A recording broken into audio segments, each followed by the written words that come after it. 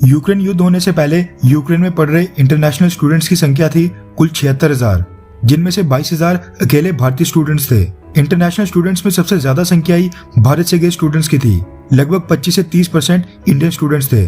भारत के ये हजारों स्टूडेंट्स पिछले कई सालों से यूक्रेन में स्टडीज और डिग्री के लिए लाखों करोड़ों रुपीस फीस खर्च कर यूक्रेन को सालाना कई मिलियन डॉलर्स की कमाई करवाया करते थे। लेकिन उसके बावजूद रशिया ने जब यूक्रेन के ऊपर अचानक से हमला कर दिया था, उस वक्त भारतीय स्टूडेंट्स को यूक्रेन में भेदभाव और रेसिज्म का सामना करना पड़ा था।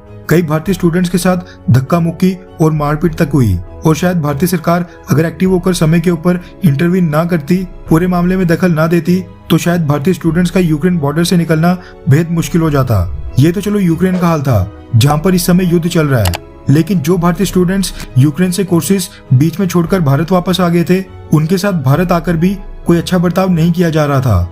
कुछ ही हफ्तों पहले रिपोर्ट्स आई थी कि यूक्रेन के टीचर्स और प्रोफेसर्स भारतीय स्टूडेंट के साथ अच्छा बर्ताव नहीं कर रहे हैं, क्योंकि भारत सरकार यूक्रेन को ना हथियार सप्लाई कर रही है और ना ही यूनाइटेड नेशंस के मंचों के ऊपर डिप्लोमेटिक सपोर्ट दे रही है, जिसके कारण यूक्रेन के कुछ प्रोफेसर्स ऑनलाइन क्लासेस के दौरान भारतीय स्टूडेंट्स के साथ मिसबिहेव कर रहे हैं। फिलहाल तो भारतीय स्टूडेंट्स की ऑनलाइन क्लासेस चल रही हैं, लेकिन कल को जब भारत के स्टूडेंट्स को यूक्रेन जाना होगा, वहाँ पर भी यूक्रेन के लोग हमारे स्टूडेंट्स को टारगेट कर सकते हैं। इसके अलावा MBBS और BDS जैसी मेडिकल डिग्रीज ये तो भारतीय स्टूडेंट्स ऑनलाइन मोड से कंप्लीट नहीं कर सकते हैं। कई सारे कोर्सेज ऐसे हैं जिनके लिए प्रैक्टिकल नॉलेज होना बेहद ज्यादा जरूरी है। ऐसे में भारत की सरकार कोशिश कर रही थी कि ये सारे स्टूडेंट्स जल्द से जल्द यूक्रेन के किसी पड़ोसी देशों में जाकर अपनी बाकी बची स्टडीज कंटिन्यू कर पाएं और इनका साल बर्बाद ना हो।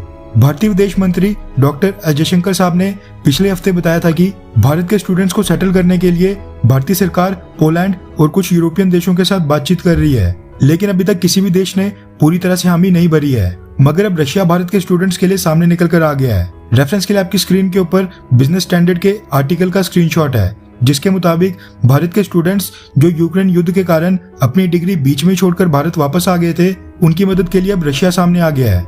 रशिया की जो भारत में एम्बेसी है, उसके डिप्टी चीफ रोमन बाबुश्किन ने इस बात की जानकारी देते हुए बोला कि जो भी भारतीय स्टूडेंट्स बीच में अपने कोर्सेज छोड़कर यूक्रेन से भारत आए हैं, रशिया ने फैसला किया है कि उन सारे भारतीय स्टूडेंट्स को रशियन यूनिवर्सिटीज में डिग्री कंप्लीट करवाने का ऑफर दिया जाएगा।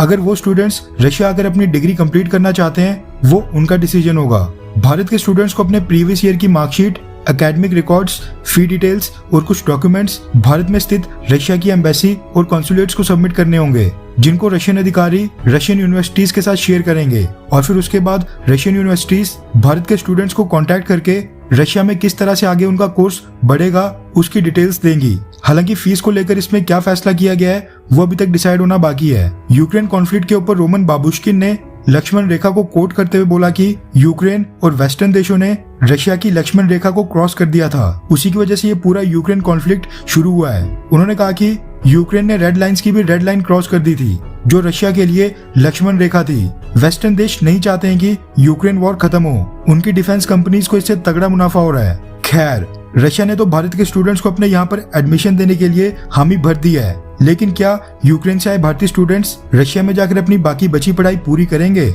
ये बड़ा सवाल है, क्योंकि उनमें से कई सारे स्टूडेंट्स आज भी यूक्रेन के साथ सहानुभूति रखते हैं। वैसे रशिया ने भारत के स्टूडेंट्स के लिए अपनी यूनिवर्सिटीज के दरवाजे खोले, उसके लिए रशिया को एक थैंक्स तो बनता ही है।